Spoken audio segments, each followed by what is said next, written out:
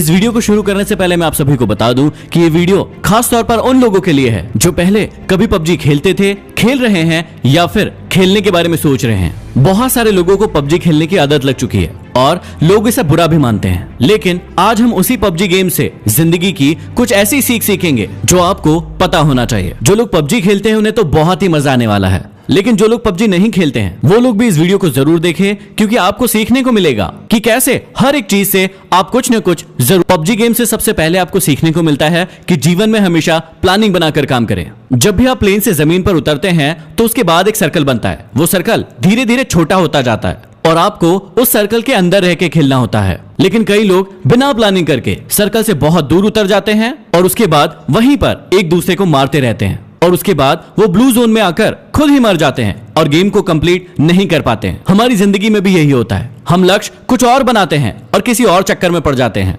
इसलिए हमेशा याद रखिए, अपने सर्कल पर ध्यान दीजिए और उस सर्कल की ओर आगे बढ़ते रहिए। दूसरी चीज जो हमें सीखना चाहिए वो है कि भेड़ चाल ना चलें। जब भी हम प्लेन से उतरते हैं तो बहुत सारे लोग ऐसी जगह पर उतरते हैं जहां पर पहले से बहुत सारे लोग उतर रहे हैं। इसका मतलब हम भेड़ चाल चलते हैं और भीड़ का हिस्सा बन जाते हैं और फिर ज्यादा देर तक सरवाइव नहीं कर पाते। हमारी असल जिंदगी में भी यही होता है। हम सफल लोगों को देखते हैं कि वो क्या कर रहे हैं और उन्हीं के जैसे करने की, उन्हीं के जैसे बनने की पूरी कोशिश करते हैं और अपनी पसंद और नापसंद को कभी भी ध्यान में नहीं रखते हैं। इसलिए हमेशा याद रखें कि भेड़ चाल का हिस्सा ना बने, नहीं तो आप ज्यादा देर सरवाइव नहीं कर पाओगे। अगली सीख जो हमें पबजी से सीखने को मिलती है कि जीवन में हमेशा जरूरी सामान को ही साथ में रखें और फालतू के कचरे को इकट्ठा ना करें। जब भी प्लेन से उतरते हैं कई लोगों को आपने देखा होगा कि सिर्फ वो सामान इकट्ठा करने में लग जाते हैं। जो भी चीज उन्हें सामने दिखती है वो उसे फटाफट उठाने लगते हैं। वो ये नहीं देखते कि कौन सी चीज जरूरी है और कौन सी चीज जरूरी नहीं है। कभी कभी तो लोग ऐसा भी करते हैं कि बंदूक कोई और उठा ली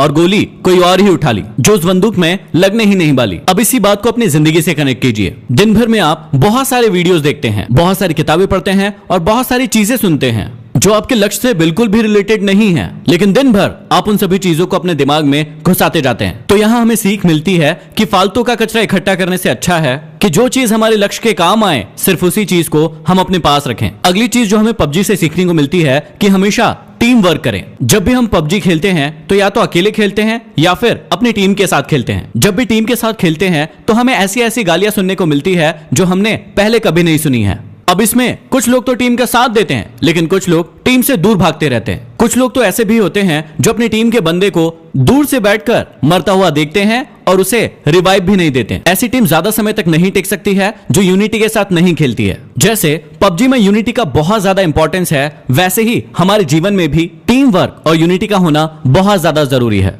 नहीं तो कौन व्यक्ति आकर आपको कम मार जाएगा आपको पता भी नहीं चलेगा। अगली चीज जो हमें सीखने को मिलती है कि हमेशा कमजोर साथी को साथ लेकर चले। जब भी हम पबजी खेलते हैं तो हमारे साथ कोई ना कोई व्यक्ति ऐसा जरूर जुड़ जाता है जो नया होता है और जिसे ज्यादा खेलना नहीं आता है, लेकिन हम उसका मजाक उड़ाते हैं। कभी कभी तो ऐसा भी होता है कि यदि आप 3 लोग खेल रहे हैं और 2 व्यक्ति वाली कोई कार मिली तो 2 व्यक्ति बैठकर उस पर निकल लेते हैं और एक व्यक्ति को पीछे ही छोड़ देते हैं। ना तो आपको पबजी गेम में ऐसा करना चाहिए और ना ही आपको अपने जीवन में ऐसा करना चाहिए। जो भी लोग कमजोर है उन्हें हमेशा अपने साथ लेकर आगे बढ़ना चाहिए। अगली सीख जो आप सभी के लिए बहुत ही ज्यादा इंपॉर्टेंट है, ज्यादा साधन जुटाने की अपेक्षा जो साधन आपके पास है उसमें बेहतर परफॉर्म करने की कोशिश करें। पबजी खेलते समय आपने एक बात बहुत नोटिस की होगी कि कुछ लोग ऐसे होते हैं जो सिर्फ सामान ढूंढते रहते हैं। उनका गेम पर ध्यान बिल्कुल नहीं होता है। वो जहां जाते हैं सिर्फ और सिर्फ सामान ढूंढते रहते हैं। खेलने के लिए उनके पास बंदूक होती है, लेकिन वो पूरे टाइम 6 का और 8 का स्कोप ढूंढते रहते हैं। उनके पास स्कारल बंदूक होती है, लेकिन वो पूरे टाइम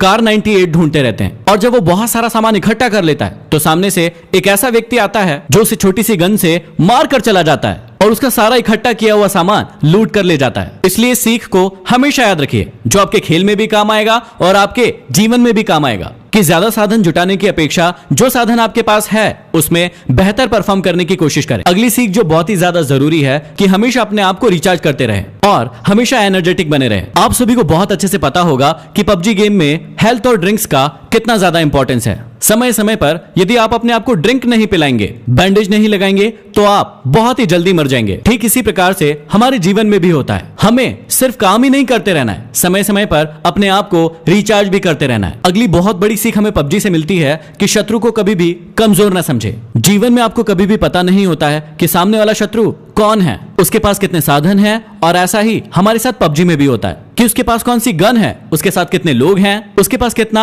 हेल्थ है, ये आपको कभी भी पता नहीं होता है। इसलिए आप दबंग बन के उसके सामने छाती चौड़ी करके खड़े मत हो जाइए, क्योंकि कई बार ऐसा भी होता है कि एक नया खिलाड़ी भी एक प्रो खिलाड़ी को मार कर चला जाता है। कई बार हमारे जीवन में भी ऐसा ही होता है, हम अपने कॉम्पिटिटर को अपने से कमजोर मान लेते हैं, जो कि हमारी हार का बहुत बड़ा कारण होता है। इसलिए आप कभी भी शत्रु को कमजोर ना समझे। अगली सीख हमें मिलती है कि सही मौके का इंतजार करें। आप सभी ने बहुत अच्छे से सुना होगा कि मौके पर चौका लगाना, इसका मतलब होता है कि आप सभी को सही मौके का इंतजार करना है। कई लोगों को आपने पबजी गेम में देखा होगा कि वो खुलेआम घूमते रहते हैं और धड़ाधड़ गोलियां चलाते रहते हैं, लेकिन एक व्यक्ति दूर पर स्नाइपर लेकर बैठा होता है और एक ही शॉट में उस व्यक्ति को मार गिराता है। कई बार आपको लोग कहते होंगे कि छुपकर क्यों बैठा है, सामने आकर खेल, लेकिन कई बार छुपकर बैठना ही सही मौके का इंतजार करना होता है। इसलिए आप हमेशा जीवन में भी सही मौके का इंतजार करें और उसी के बाद एक्शन लें। और अगली जो सबसे बड़ी सीख है, जो जीवन का सत्य भी है, कि जब आप मरेंगे तो आपके अपने लोग ही आपके सामान को लूट कर ले जाएंगे। इसलिए जीते जी अपनी लाइफ को